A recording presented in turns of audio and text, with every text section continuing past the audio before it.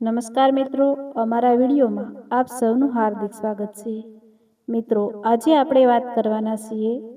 રાત્રે બરાબર 11:47 એક મોબાઈલ ફોન આવ્યો. ફોન ઉપાડતા જ સામેના વ્યક્તિએ માત્ર એક જ વાક્ય કહ્યું, તમારા દીકરાએ છેલ્લે તમારું નામ લીધું છે, તરત હોસ્પિટલ પહોંચી જાઓ. એ એક ફોન કોલ સાંભળતા જ આખા પરિવારના પગ નીચેની જમીન સરકી ગઈ. માતા બેભાન થઈ ગઈ. પિતા ધ્રુજી ઉઠ્યા. બહેન રડતા રડતા ભગવાનને પ્રાર્થના કરવા લાગી.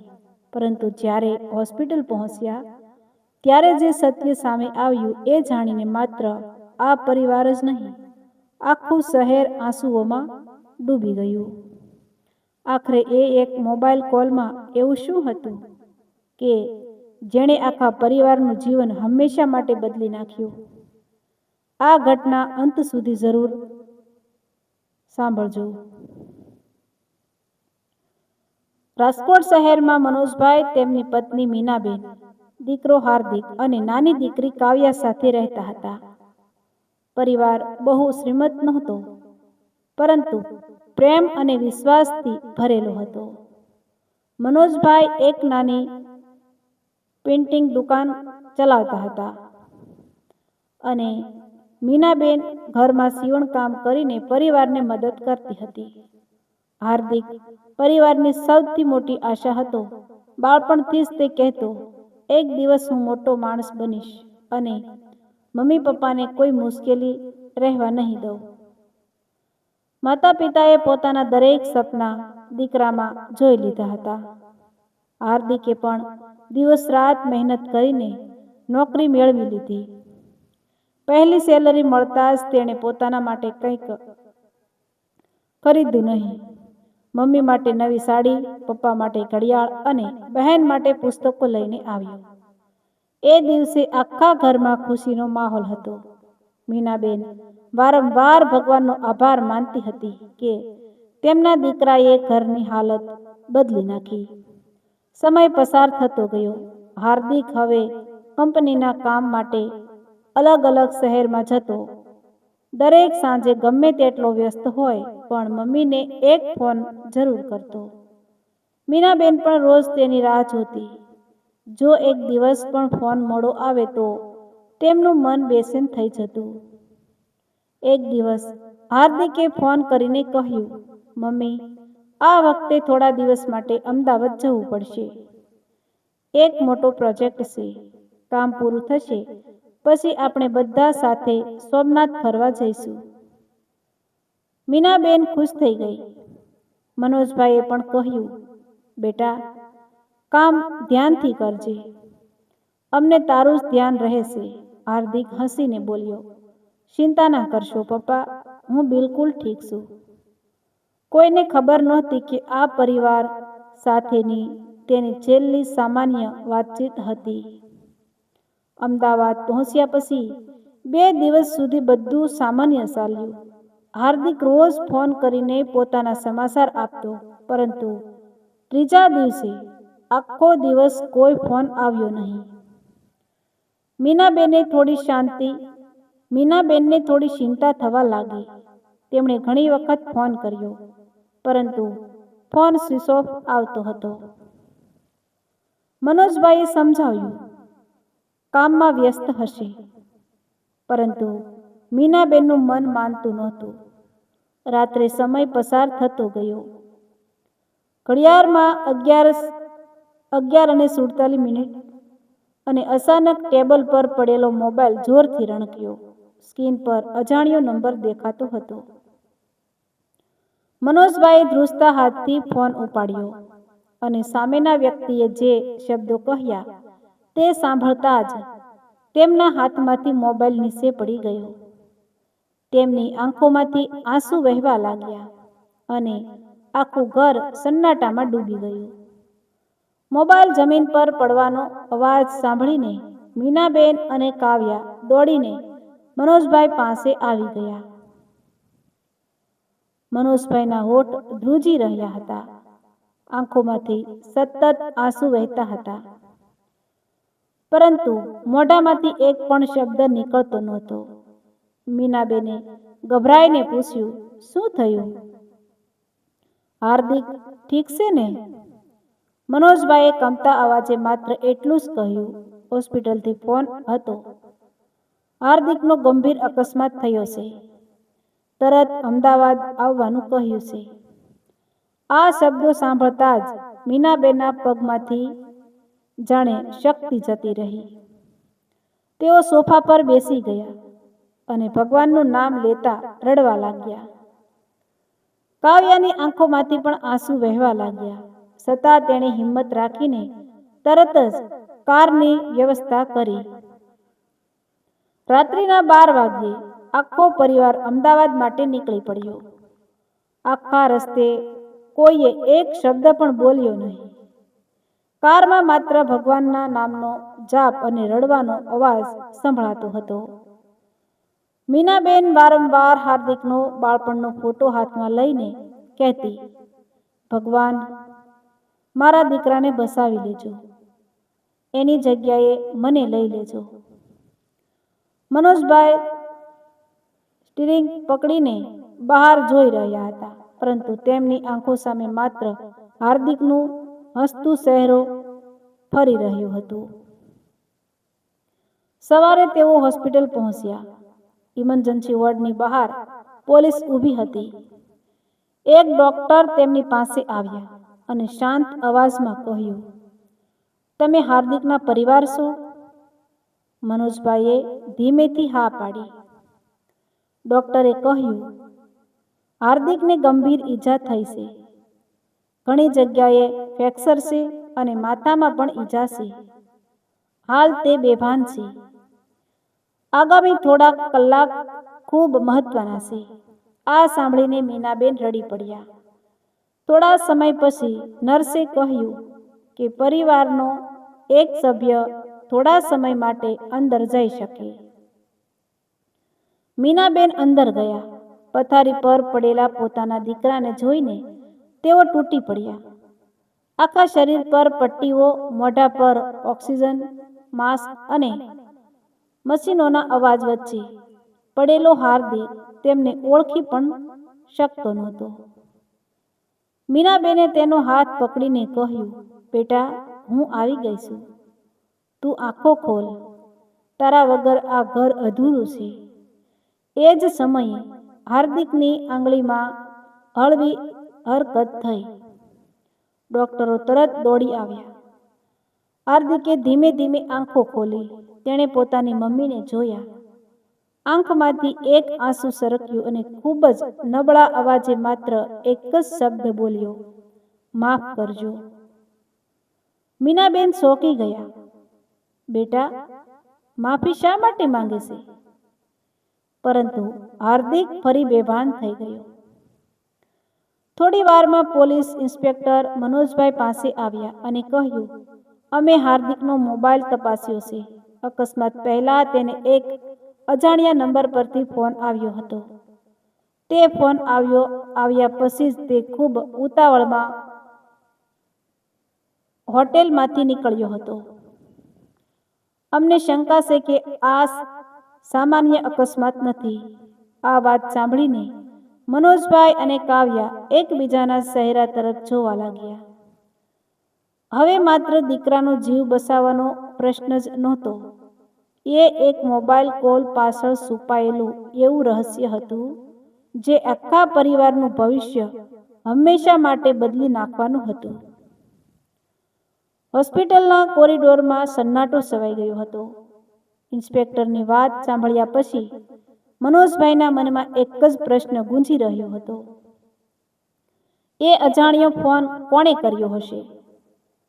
કાવ્યાએ તરત જ ઇન્સ્પેક્ટરને કહ્યું, સર, કૃપા કરીને અમને બધું સાચું કહો. મારા ભાઈએ કોઈ ખોટું કામ ક્યારેય કર્યું નથી. ઇન્સ્પેક્ટરે ઊંડો શ્વાસ લીધો અને કહ્યું, તમારા ભાઈ વિશે અમને પણ કોઈ માહિતી મળી નથી.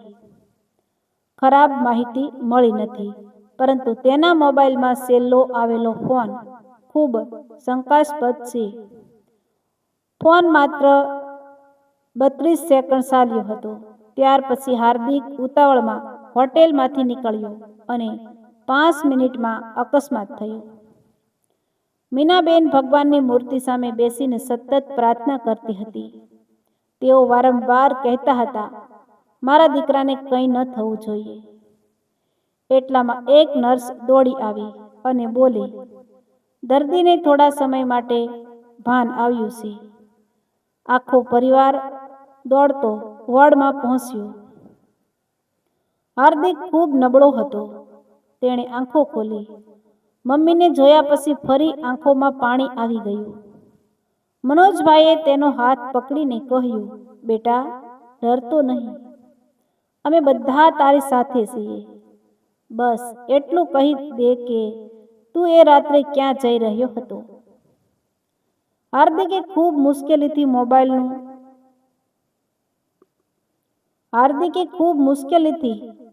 બોલવાનું શરૂ કર્યું. પપ્પા, મને રાત્રે એક ફોન આવ્યો હતો. સામેના માણસે કહ્યું કે કાવ્યાનો અકસ્માત થયો છે અને તેની હાલત ખૂબ ગંભીર છે. તેણે કહ્યું કે કોઈને કંઈ કહેશો નહીં, તરત જ આ સરનામે પહોંચી જાઓ. હું ગભરાઈ ગયો. મને લાગ્યું મારી બહેન મુશ્કેલીમાં છે, એટલે હું વિચાર્યા વગર નીકળી ગયો. આ સાંભળતા જ કાવ્યા રડી પડી. ભાઈ, હું તો ઘરે હતી. કોઈએ તને ખોટું કહ્યું. હાર્દિકે માથું હલાવ્યું. હું ત્યાં પહોંચ્યો તો રસ્તા પર કોઈ નહોતું. અચાનક પાછળથી એક મોટી ટ્રક ખૂબ ઝડપથી આવી. પછી મને કંઈ યાદ નથી. ડૉક્ટરે હાર્દિકને વધુ બોલવાની મનાઈ કરી. બહાર નીકળતા જ ઇન્સ્પેક્ટરે કહ્યું, હવે વાત સ્પષ્ટ થઈ ગઈ છે. આ અકસ્માત નહોતો. કોઈએ ખોટા ફોનથી હાર્દિકને ત્યાં બોલાવ્યો હતો. હોટેલમાં એક પોલીસ કોન્સ્ટેબલ દોડી આવ્યો. સર, જે નંબર પરથી ફોન આવ્યો હતો તે એક નકલી ઓળખ પર લેવામાં આવેલી સિમ કાર્ડ છે, પરંતુ સીસીટીવીમાં એક વ્યક્તિ સ્પષ્ટ દેખાય છે. ઇન્સ્પેક્ટરે તરત જ સ્કેન ચાલુ કરી. વિડીયોમાં દેખાતો ચહેરો જોઈને હાર્દિકની કંપનીની મેનેજર અચાનક ઓળખાઈ ગયો.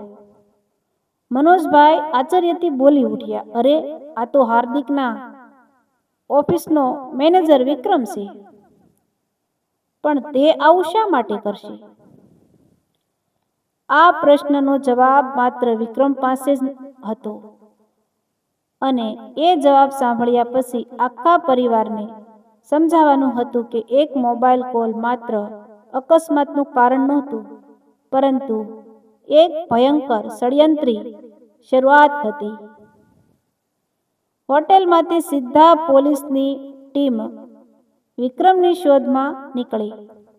ઓફિસમાં પૂછપરછ કરતા ખબર પડી કે વિક્રમ અકસ્માતની રાતથી જ ગાયબ હતો.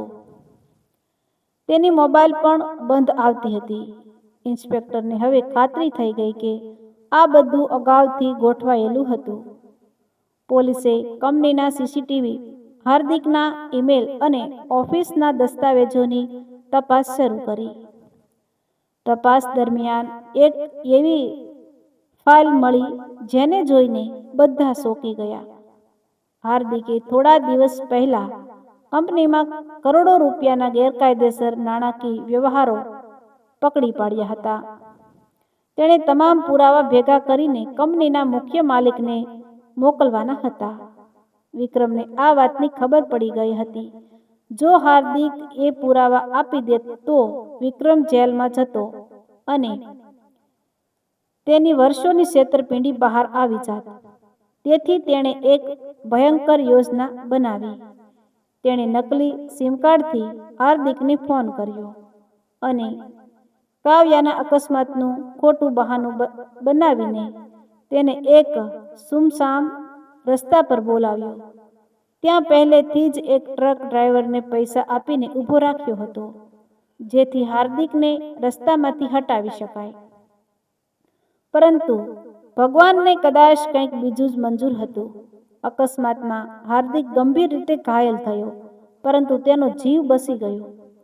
બીજી તરફ વિક્રમને લાગતું હતું કે હાર્દિક હવે ક્યારેય સત્ય બોલી શકશે નહીં. હોસ્પિટલમાં જ્યારે હાર્દિકની તબિયત ધીમે ધીમે સુધરવા લાગી ત્યારે તેણે ઇન્સ્પેક્ટરને એક મહત્વની વાત કહી. તેણે કહ્યું, સર, મેં બધા પુરાવા મારા લેપટોપમાં નથી રાખ્યા. મેં તે ક્લાઉડમાં અપલોડ કર્યા છે અને તેની એક ગુપ્ત લિંક મારા ઈમેલમાં છે. જો મારો જીવ પણ જાય તો પણ સત્ય બહાર આવવું જોઈએ. આ વાત સાંભળીને ઇન્સ્પેક્ટરના ચહેરા પર આશાનું સ્મિત આવ્યું. તરત જ સાયબર ક્રાઇમ ટીમને બોલાવવામાં આવી. થોડા કલાકોની મહેનત પછી તમામ દસ્તાવેજો, એક ટ્રાન્ઝેક્શન અને વિક્રમના ગેરકાયદેસર કારસ્તાનના પુરાવા મળી ગયા. પોલીસે શહેરભરમાં વિક્રમની શોધ શરૂ કરી. સાંજ પડતા જ ખબર મળી કે વિક્રમ શહેર છોડીને ભાગવાનો પ્રયાસ કરી રહ્યો છે. પોલીસે હાઈવે પર તેની કારને ઘેરી લીધી. ભાગવાનો ઘણો પ્રયાસ કર્યો પછી આખરે વિક્રમ પકડાઈ ગયો. પૂછપરછ દરમિયાન પહેલા તો તેણે બધું નકાર્યું, પરંતુ જ્યારે તેની સામે ફોન કોલની વિગતો, સીસીટીવી ફૂટેજ અને ક્લાઉડમાંથી મળેલા પુરાવા મૂકવામાં આવ્યા ત્યારે તે તૂટી પડ્યો. તેણે કબૂલાત કરી કે માત્ર પોતાની લાલચ અને ખુરશી બચાવવા માટે તેણે એક નિર્દોષ પરિવારને બરબાદ કરવાનો પ્રયાસ કર્યો હતો. આ સમાચાર ટીવી અને સોશિયલ મીડિયા પર ઝડપથી ફેલાઈ ગયા. લોકો હાર્દિકની ઈમાનદારીની પ્રશંસા કરવા લાગ્યા, પરંતુ મીનાબેનના મનમાં હજુ એક જ પ્રાર્થના હતી, મારો દીકરો સંપૂર્ણ સાજો થઈને ફરી ઘરે આવી જાય. તેમને ખબર નહોતી કે હજી પરિવારની સૌથી ભાવુક પરીક્ષા બાકી હતી, કારણ કે ડોક્ટર હવે એવી વાત કહેવાના હતા જે સાંભળીને આખો પરિવાર ફરી એકવાર આંસુઓમાં તૂટી પડવાનો હતો. ડોક્ટરે આખા પરિવારને પોતાની કેબિનમાં બોલાવ્યા. મનોજભાઈ, મીનાબેન અને કાવ્યા ધ્રુજતા હૃદયે અંદર ગયા. ડોક્ટરે થોડા ક્ષણ મૌન રહીને કહ્યું, સૌથી સારી વાત એ છે કે હાર્દિક હવે જોખમની બહાર છે, પરંતુ માથામાં થયેલી ગંભીર ઈજાના કારણે તેને સંપૂર્ણ સ્વસ્થ થવામાં ઘણો સમય લાગશે. તેને ફરીથી સામાન્ય જીવન જીવવા માટે સતત સારવાર અને પરિવારના પ્રેમની જરૂર પડશે. આ સાંભળીને મીનાબેનની આંખોમાંથી ખુશીના આંસુ વહેવા લાગ્યા. તેઓ ભગવાનનો આભાર માનવા લાગ્યા. થોડા દિવસ પછી હાર્દિકને જનરલ વોર્ડમાં ખસેડવામાં આવ્યો. હવે તે ધીમે ધીમે વાત કરી શકતો હતો. હોસ્પિટલમાં રોજ ઘણા લોકો તેને મળવા આવતા. ઓફિસના કર્મચારીઓ પણ આવ્યા અને કહ્યું, હાર્દિકભાઈ, તમારી ઈમાનદારીના કારણે આજે કંપની બચી ગઈ. જો તમે હિંમત ન બતાવી હોત તો કરોડો રૂપિયાનું કૌભાંડ ક્યારેય બહાર ન આવ્યું હોત. હાર્દિક માત્ર હસ્યો અને બોલ્યો, મેં તો માત્ર મારી ફરજ નિભાવી હતી. થોડા દિવસ પછી કંપનીના માલિક પોતે હોસ્પિટલમાં આવ્યા. તેઓ મીનાબેન અને મનોજભાઈના પગે પડી ગયા અને કહ્યું, તમારા દીકરા જેવા કર્મચારી હજારોમાં એક હોય છે. અમે તેને માત્ર નોકરી નહીં પરંતુ કંપનીમાં ભાગીદારી આપવાનો નિર્ણય કર્યો છે. મનોજભાઈની આંખોમાં ગર્વના આંસુ આવી ગયા, પરંતુ હાર્દિકે શાંતિથી કહ્યું, મને પૈસા કરતાં મારું પરિવારનું સ્મિત વધુ કિંમતી લાગે છે. જો એ રાત્રે મને કંઈ થઈ ગયું હોત તો મારા મમ્મી પપ્પાનું શું થાત? આ શબ્દો સાંભળીને ત્યાં ઊભેલા દરેક વ્યક્તિની આંખો ભીની થઈ ગઈ. હોસ્પિટલમાંથી રજા મળ્યાના દિવસે આખો સ્ટાફ હાર્દિકને વિદાય આપવા ઊભો રહ્યો. મીનાબેને પોતાના દીકરાને ગળે લગાવીને કહ્યું, બેટા, ભગવાને તને અમને બીજી વાર આપ્યો છે. ઘરે પહોંચ્યા પછી ઘણા મહિનાઓ પછી આખા પરિવારે સાથે બેસીને ભોજન કર્યું. એ જ ડાઇનિંગ ટેબલ, એ જ લોકો, પરંતુ હવે દરેકની આંખોમાં જીવનનું સાચું મૂલ્ય દેખાતું હતું. એ રાત્રે હાર્દિકે પોતાનો મોબાઈલ હાથમાં લીધો. અજાણ્યા નંબરનો કોલ જોઈને એક ક્ષણ માટે તેનો હાથ ધ્રુજી ગયો. પછી તેણે મોબાઈલ બંધ કર્યો, મમ્મી પાસે જઈને બેઠો અને બોલ્યો, હવે મારા માટે સૌથી મહત્વનો કોલ આ ઘરમાંથી આવતો પ્રેમનો છે. મીનાબેને તેને સાથે સાંપી દીધો. આખા ઘરમાં ફરી એકવાર ખુશીઓ પાછી આવી ગઈ. પરંતુ બીજા જ દિવસે સવારે ઘરના દરવાજા પર એક અજાણ્યો વૃદ્ધ આવ્યો. તેના હાથમાં એક જૂનો લિફાફો હતો. તેણે કહ્યું, આ લિફાફો હાર્દિક સુધી પહોંચાડવાની મારી છેલ્લી જવાબદારી છે, કારણ કે આમાં એવી વાત લખેલી છે જે જાણ્યા પછી તમારું આખું જીવન બદલાઈ જશે. વૃદ્ધના હાથમાં રહેલો પીળો પડી ગયેલો લિફાફો જોઈને આખો પરિવાર આશ્ચર્યમાં પડી ગયો. હાર્દિકે ધીમેથી લિફાફો ખોલ્યો. અંદર એક પત્ર હતો. પત્રની શરૂઆતમાં લખેલું હતું, જો આ પત્ર તારા હાથમાં પહોંચ્યો હોય તો સમજજે કે ભગવાને તને બીજું જીવન આપ્યું છે. નીચે સહી હતી, ટ્રક ડ્રાઈવર રમણભાઈ. હાર્દિકે ધીમે ધીમે પત્ર વાંચવાનું શરૂ કર્યું. તેમાં લખ્યું હતું, બેટા, મેં પૈસાની લાલચમાં આવીને તે રાત્રે મોટું પાપ કર્યું. મને વિક્રમે કહ્યું હતું કે ફક્ત એક કારને ટક્કર મારવાની છે. મને ખબર નહોતી કે તેમાં એક નિર્દોષ યુવાન હશે. અકસ્માત પછી જ્યારે મેં તને લોહીલુહાણ હાલતમાં જોયો ત્યારે મારી આત્મા કંપી ગઈ. ત્યારથી હું એક દિવસ પણ શાંતિથી સૂઈ શક્યો નથી. પોલીસને સત્ય કહેવાની હિંમત નહોતી થઈ, પણ ભગવાનના ડરથી હવે બધું લખીને જઈ રહ્યો છું. મને માફ કરી શકશો તો મારી આત્માને શાંતિ મળશે. પત્ર વાંચતા વાંચતા હાર્દિકની આંખોમાંથી આંસુ વહેવા લાગ્યા. મીનાબેન પણ રડી પડ્યા. મનોજભાઈએ કહ્યું, બેટા, માણસથી ભૂલ થાય છે, પરંતુ પોતાના પાપનો સ્વીકાર કરવા માટે પણ હિંમત જોઈએ. એ સમયે વૃદ્ધે જણાવ્યું કે રમણભાઈ થોડા દિવસ પહેલા ગંભીર બીમારીથી દુનિયા છોડીને ગયા હતા અને મરતા પહેલા આ પત્ર તેમને સોંપ્યો હતો. ઘરમાં ફરી એકવાર સન્નાટો છવાઈ ગયો. થોડા દિવસ પછી હાર્દિક સંપૂર્ણ સ્વસ્થ થવા લાગ્યો. તેણે એક મોટો નિર્ણય લીધો. તેણે પોતાની કંપનીમાં એક નવી પહેલ શરૂ કરી. દરેક કર્મચારી અને તેમના પરિવાર માટે એક કોલ, એક જીવન નામનું જાગૃતિ અભિયાન. તેમાં લોકોને સમજાવવામાં આવતું હતું કે કોઈ પણ ઇમરજન્સી ફોન આવે તો ગભરાઈને નિર્ણય ન લેવો. પહેલા સત્યની ખાતરી કરવી, પરિવાર સાથે વાત કરવી અને જરૂર પડે તો પોલીસને જાણ કરવી. આ અભિયાનથી હજારો લોકોને જાગૃતિ મળી. ઘણા પરિવારો ખોટા ફોન, ઓનલાઈન છેતરપિંડી અને ભય ફેલાવનારા કોલથી બચી ગયા. હાર્દિકને રાજ્ય સરકાર તરફથી સન્માનિત કરવામાં આવ્યો, પરંતુ જ્યારે મંચ પર તેને પૂછવામાં આવ્યું, તમારી સૌથી મોટી કમાણી શું છે, ત્યારે તેણે સ્મિત સાથે જવાબ આપ્યો,